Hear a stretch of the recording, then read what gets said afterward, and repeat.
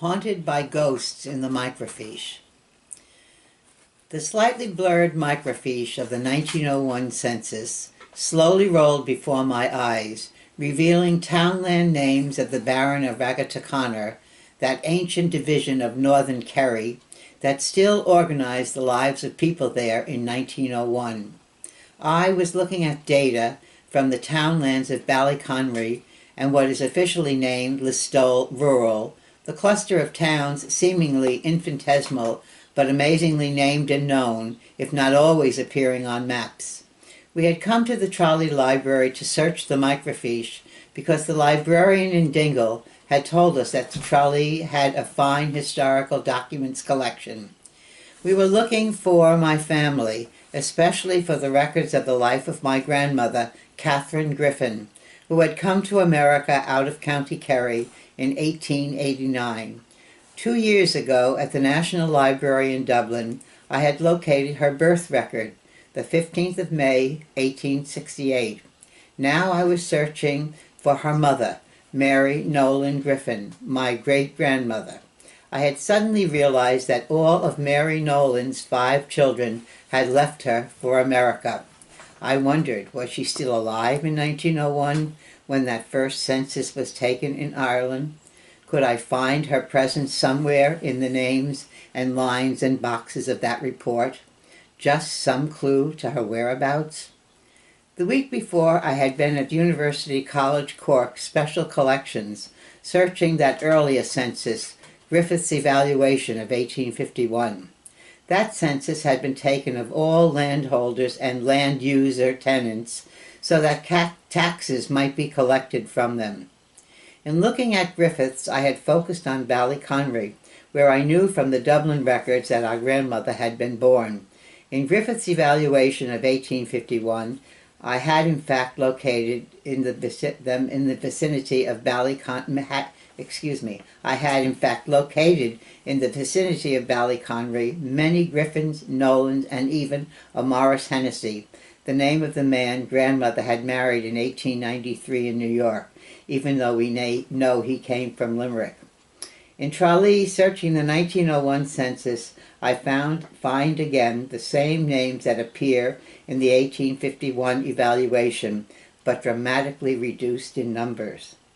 I wondered, where had they all gone? Had they all left Ireland for America? Although I conclude that I need additional dates before my own search can go forward, I cannot get my great-grandmother out of my mind. Where was she in 1901? Mary Nolan Griffin, this great-grandmother, would have been some 76 years old in 1901 if she were alive. I know that she was married in 1855. I had found the record from the church in Ballybunion where she had been married. It noted the marriage of Mary Nolan to one Thomas Griffin. In 1875, her husband, Thomas, had died tragically at the age of 40 from what is called the dropsy. He had been in business with another man, fishing the River Shannon for salmon. Stories in our family suggest that Mary Griffin had then become the caretaker of the cottage they lived on, property owned by an Englishwoman who raised and raced horses in Ireland. I also know that Mary Nolan Griffin had 6 children, but had lost one daughter in childhood unexpectedly in an accident. It was said that on hearing the news, her hair had turned white. The last daughter remaining at home, my grandmother, Catherine, left Kerry in 1888-89. The last son, Cornelius, left for New York sometime later, but when exactly is not clear. His sister, my grandmother, had gone to meet his boat in New York only to discover an envelope and a handwritten message, quote, "Have decided to go straight through to St. Louis, so won't stop now, but will write later," unquote. He never did. So if Mary Nolan were alive in Ireland in 1901, she would have been without any of her children. If so, where was she living, and with whom? An aunt or an uncle? The Carmodys, her friends, or Mary Mulvihill, who had witnessed the birth of her daughter Catherine, signifying the event on the baptismal record with her mark, still visible today. As I sat in Tralee and watched the microfiche roll by, searched for a trace of Mary Nolan Griffin, I wondered, Nothing did turn up in that search, but as I pursued the microfiche, I found that I had to pause at certain information. It was as if I was discovering ghosts in the microfiche. Lives hinted at, etched in census details, revealed under the headings of ages, relationships of people to one another, rank, profession, or occupation, the number of rooms in a house, or the language spoken. I found, for example, in rural Kerry, a listing for Johanna Griffin, no relative, but mother-in-law to Thomas and Ellen Tidings, not a name we knew. In 1901, she was 69, could not read but could speak Irish and English. More chilling was the entry for one woman and her daughter, she 60, the daughter 29, unmarried, living all alone. The daughter a domestic somewhere. The census boxes revealed that they were living in a one-room cottage. There was no electricity in Ireland until 1950s. In those poor communities, what would life have been like for them or another? Nora Downey simply listed as a beggar. And then I laughed when I read the entry for Mary Stack, head of family, who in 1901 was living with 2 older sons and their 7 children. Under the heading of marriage, this head of family had been listed by the census taker as married, but a different, stronger hand, was it perhaps Mary Stack herself, had crossed out married and written in widow, and under the heading of occupation was written farmeress.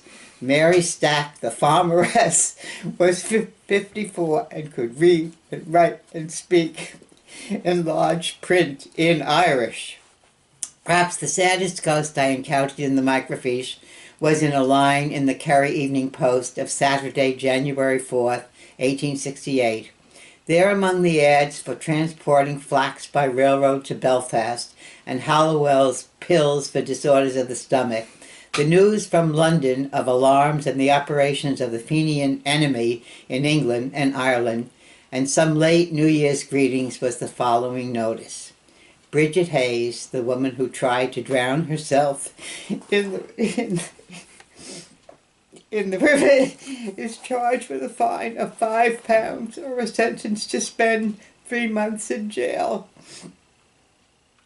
I thought of Toni Morrison's book Beloved and wondered if Bridget had been trying to save the life of a child from the one she had lived. So the ghosts appear in the microfiche of ads and census data and old newspapers. Small details of lives noted, the number of people who enter the Tralee workhouse, the number discharged, the number of inmates 609 against 624 last year, the increased cost that year of the Christmas fare supplied to paupers, Christmas 1867, the large moments told, unrecorded, only guessed at. Today I went to the library and began again my search for the Griffins and Nolans, this time enlarging my scope to the countryside around Ballyconry, into all the small, tiny communities there in North Kerry. As I strolled again in the microfiche, I was stunned to find in the listing of the family one, Timothy Griffin, not someone recognized in our family. I see the name Nona Griffin, age 8, listed as a scholar, as are all the children of school age. I think a friendly ghost has come out to greet me.